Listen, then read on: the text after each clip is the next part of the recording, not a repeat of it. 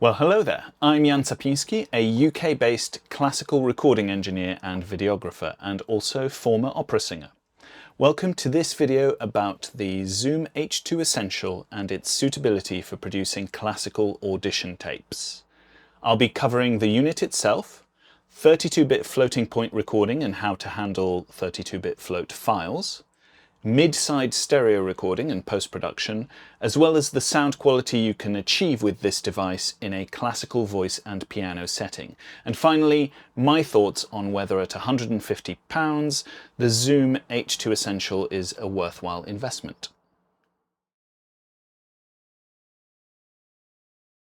As you can see, the recorder is very portable. It's light, small, and can be powered by two AA batteries or USB-C power. The build quality is a bit plasticky, but at this price point, that's to be expected. It has a 1/4-inch threaded mounting point at the bottom, and you'll want to use this in conjunction with some form of tripod or stand to position the recorder correctly for your session.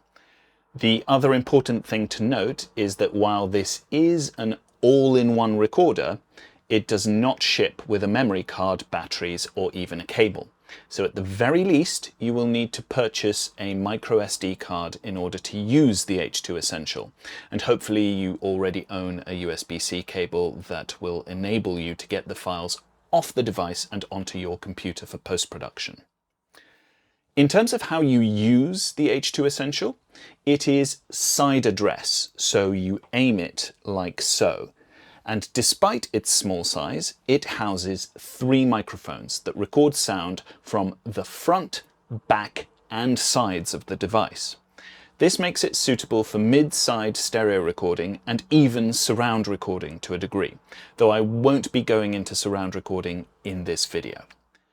Mid-side recording is a clever method of recording what is coming from in front of the microphone array separately from what's hitting the sides, and then combining those two together in a flexible way. I'm not going to go into the science of how this works. You just need to know that you can vary the width of the stereo image of the sound you capture. The easiest way to do this on the H2essential is with 3 buttons on top of the recorder.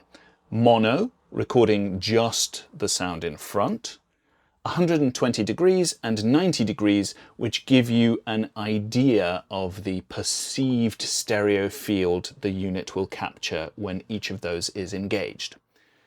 Out of the box, the recorder lets you select one of these and records a ready-to-use stereo file with the selected mix of front and side sound. If you do get this unit, or its predecessor, the H2N, I would encourage you to go into the settings and enable the MS RAW recording mode. This will allow you to vary the stereo field in post-production and fine-tune it as you see fit. The H2essential records in 32-bit floating point, which is another term I'm not going to dive into the science of, but what is important to know is this means Zoom have done away with any form of input gain adjustment on the device. In my course on the basics of recording audio for classical singers, I spend a fair bit of time teaching how to set the gain correctly so you end up with a recording that does not distort, but is a healthy volume. With this device, you don't have to worry about any of that. It should never distort and always give you the best dynamic range it's capable of. The only downside is that you can't set your recording level at all. So whatever the machine decides is the right level is what it'll give you. This means you may have to adjust the volume of the resulting file in post, which is actually pretty easy, and I'll talk you through it later on. And to be honest, with devices like these, you really shouldn't be skipping the post-production step, because you're not really getting the best possible sound straight out of the box. Here we are in Reaper, and I've loaded the file from the H2essential into the timeline. This was recorded in MS RAW mode. The recorder was head height and about 2.5 meters from the singer. The first thing I'm going to do is add the Zoom MS Decoding plugin. You can download this from the Zoom H2essential website. Let's insert it on our track and come back to it later.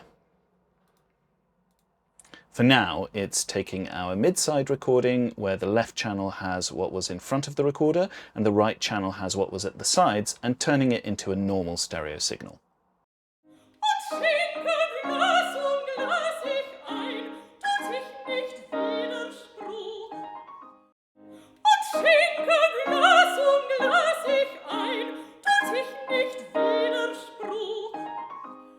The second thing we want to do is check the overall level. As I mentioned before, the file from the recorder will be at whatever volume the device decides is optimal. You want to double check that. The general rule is once you're exporting the file, you don't want any peaks over -1.1 dB on the master meter. For working with a file, I like to check a section that visually looks the loudest and have it sitting between -3 dB and that -1.1 ceiling.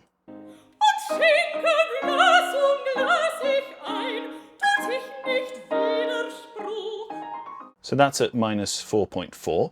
We adjust the level either with this clip gain knob or by going into item properties.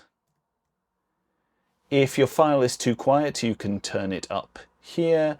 And if it goes too hot in loud sections, you should be able to recover a 32-bit float file by simply turning the volume down, and any distortion or clipping should disappear. With 16 or 24-bit files, if you recorded too loud, any distortion would be baked in and may be impossible to fix.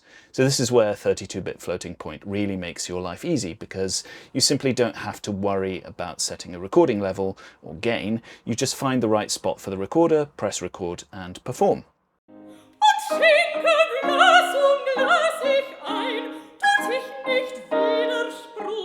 Okay, we've got a suitable volume dialed in for our item. Now let's have a look at that MS Decoding plugin. This allows us to vary the amount of mid and side signal in our stereo track. This is a useful safety net and way to dial in how much of the venue's acoustic you want in your final file.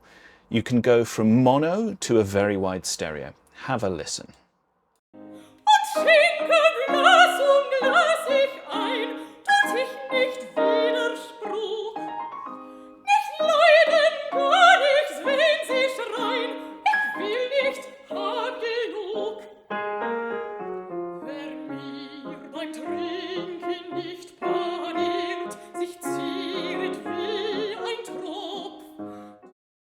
That level sounds nice to me. So at this point you have an idea of what kind of sound you'd get out of the box even if you weren't recording in MS RAW mode.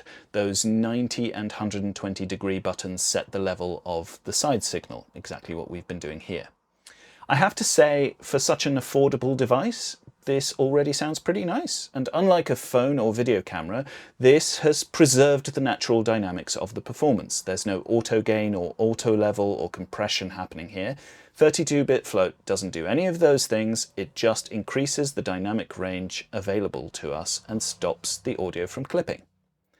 Now let's compare this £150 recorder to the same performance captured by a stereo ribbon mic, which costs over £2,500, and that's just for the microphone itself.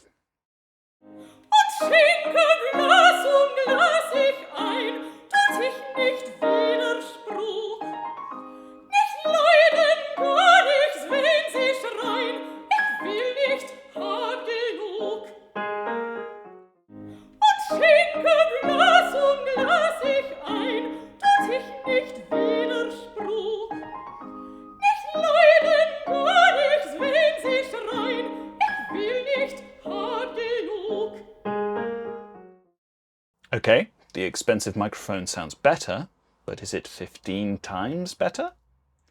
And could we improve the sound we get from the Zoom? Well, the answer is, I think so. Using a bit of EQ, compression and reverb, here's the kind of sound the Zoom is capable of.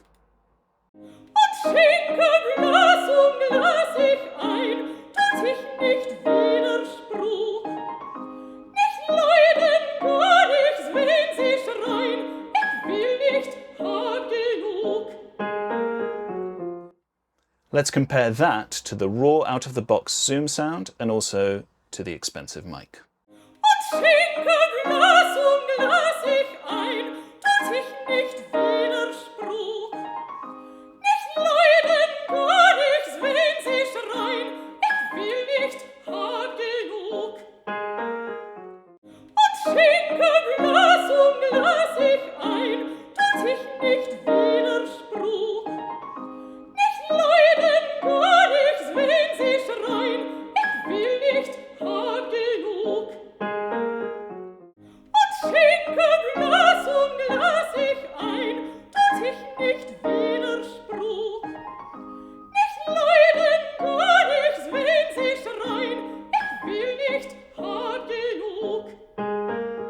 All I've done is warmed up the sound with some EQ, controlled the dynamic range with some light compression, and then sweetened the whole thing with a subtle touch of reverb. If all that sounds unfamiliar and daunting, my video course explains all of these and can teach you how to do this yourself. I have to say I'm impressed by this little thing, and this probably goes for the entire Zoom Essential series, which has the same 32-bit float recording, but the built-in mics are set in an XY array rather than mid-side. So you don't get that level of control over the stereo field, but other than that, the sound quality should be similar. Heck, you could spring for the Zoom H5 Studio and get a better set of built-in microphones if you wanted, and still have the benefit of a relatively easy to use all-in-one recorder. Pair any of these Zooms with a smartphone camera and you have everything you need to record basic audition videos. I'd just advise you don't mount them in the same place or try to connect them, though that is theoretically possible. I would record the sound and video separately, of the same performance. Don't perform once for the video and again for sound. Work on the sound in a DAW, then combine it with the video once you're happy with it. A few words of caution though.